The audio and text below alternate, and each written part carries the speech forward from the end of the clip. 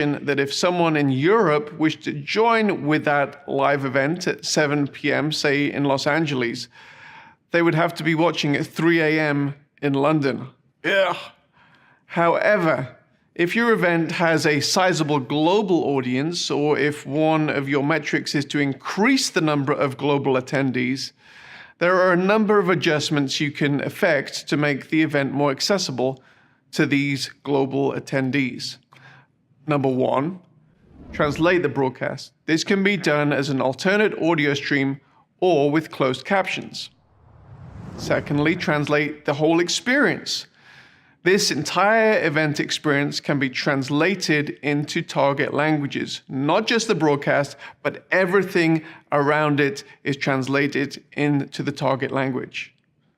Thirdly, adjust the timing of the event. With the advent of Sim Live, it's absolutely possible to host the event in the desired time zone of a targeted global audience. So you may have it at 7 p.m. in Los Angeles, but you can also have another experience in London and another experience in Seoul, South Korea. So those are just a few of the things that you can do to engage your global audience, and for you to think intentionally about how you can engage not only an American audience, but a European audience and an Asian audience.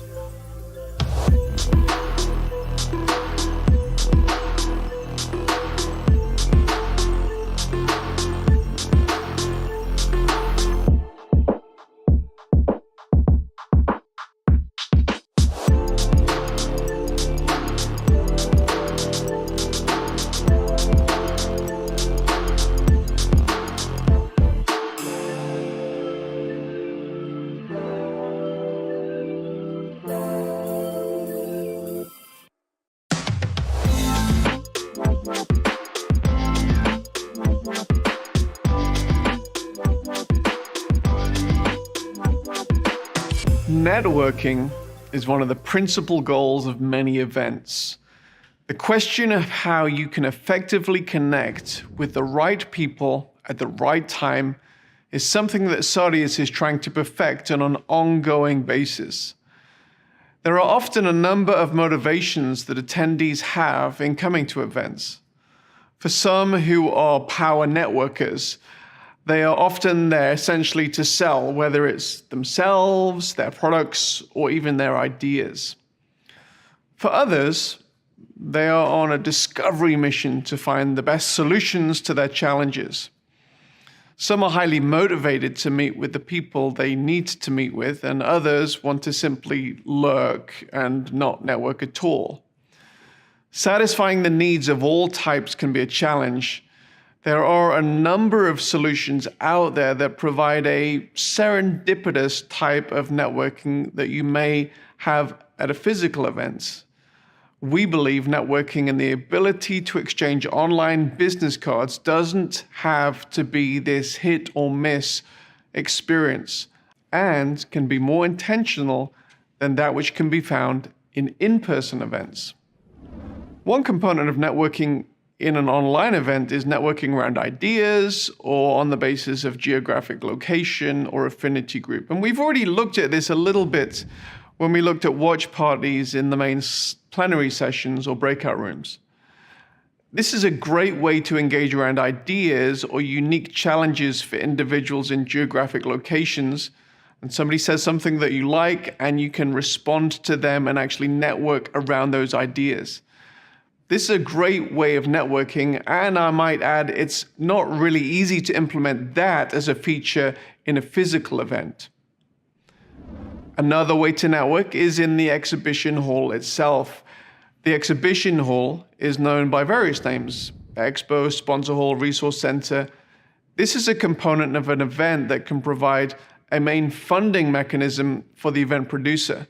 And in much the same way as a physical exhibition does, in the virtual experience that the Sarius platform provides, sponsors have the opportunity to upload promotional videos and other materials that they would often have at a physical booth, as well as including links to other online resources. The chat window on the sponsor page allows for general discussion and networking around the services that the sponsor offers in real time. And then people can go on to have further one-on-one video conversation. For further, more direct, intimate conversation, people can go into a chat room and talk one-on-one. So that's pretty much all there is for this section. So let's go through our checklist.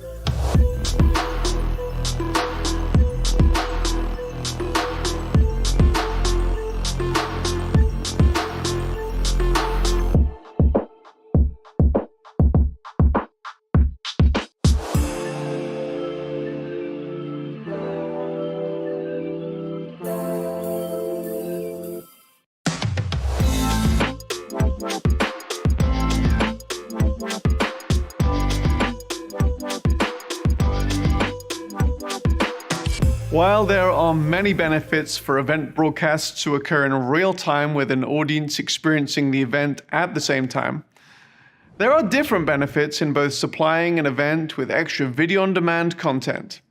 This may be extra content that you build into the event intentionally from the outset of the event, maybe content related to the main sessions and breakouts, and maybe related to different audience segments.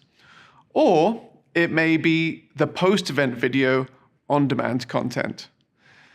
It's helpful for you to give some thought regarding how you would like the event to look after the live portion of the event is over. The immediate purpose for video on-demand content is as a catch-up service so that your attendees don't miss the content that has just occurred. This may be through including a basic DVR functionality on the live player, or having video-on-demand archives available to access immediately after the session. For catch-up purposes, you will often find that people will access this archive content close to the event. However, this demand will often gradually tail off. While you can archive your content by event session 1, 2, 3, 4, if your event has a strong speaker lineup and subject flow, it may be wise to include video archives that can be organized by speaker, by topic, or by any other genre of metadata that you've selected. Our experience shows that even old archival content can be resurrected with new demand if placed in the right setting. If building a strong post-archive experience is something you want to achieve, it's important that when you're planning for the event, you ask the basic permissions that are needed for this to happen. On the Sardius platform, we will help you create what we call the quote-unquote post-event, which is what the event will look like to the event audience or any other audience who subsequently signs up to the event after it is finished. With this being the case, it's important to finish the event strongly and provide thought as to how you can maximize the benefit of the experience. Unlike an exclusively on-site, in-person event, a virtual event gives you the opportunity to create a more curated, ongoing experience for a much longer time after the actual live event has finished. Determining the right analytics. Now, this little part of our guide could have been placed near the beginning, as it goes hand in hand with determining your metrics of success. However, it is also typically the last part of the event. It's important with any event that you look back retrospectively and determine your successes and your failures, the areas that can be improved and the areas that need to be dispensed with in the future. With online events, it is in some ways easier to determine the level of engagement in each component of the event, as you have the ability to quantify to some degree how your audience engaged with each video and part of the event. There are a number of ways that Sardius sets up analytics. However, as with many aspects of the world-changing event, how you set up analytics is determined in many ways by what you need to see to establish whether the event has been successful. The analytics we receive are based on, firstly, player statistics. The built-in statistic engine on the Sardius platform is focused on stats around the video players in your event. This means that there are many and varied analytics around the demographics of who watched your video content, where they watched it from, on what device they watched it on, how long they watched it for, which content they skipped, and which they engaged in. In addition to those video player analytics, you can also get page analytics. We also have this ability to apply your Google Analytics account to different components of the event. This also includes your sponsor's ability to include their Google Analytics account on their sponsor experience, which gives you the ability to track page views versus player views. This can give you the ability to track how many individuals click through on certain calls to action. And some of these calls to action may be key to your key metrics in the event. Ultimately, there's no silver bullet to ensure without a shadow of a doubt that your event will be successful. There's inherent risk involved in pretty much everything in life. However, if you follow the steps outlined in this guide, you have a much greater chance of not only knowing what you want to achieve, but actually achieving it. Obviously, as the size and the complexity of your event grows, the checklists of tasks to complete the event successfully will grow. If you're already a Sardius client, our event management team is waiting to get into those many lists of tasks that have to be completed so that you will have a world-changing event. If you're not a client, our business development team is really open to having a conversation about whether Sardius is the right platform for you at this moment to take your event to the next level. No matter if you use Sardius or not, we're rooting for the success of your events and your organization. And I thank you so much for taking the time to go through this event guide.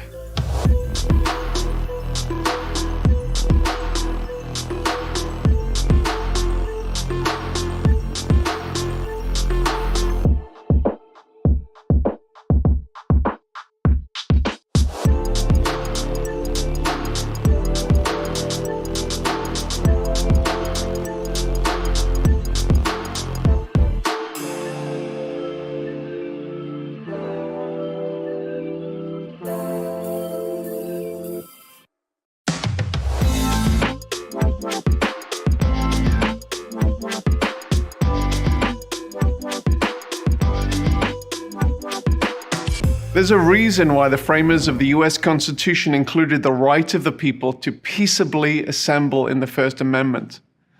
The reason is that history changes when people gather and exchange ideas.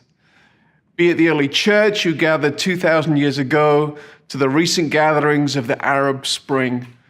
Countries change, companies change, and individuals change when people gather, often providing the high watermarks of our lives.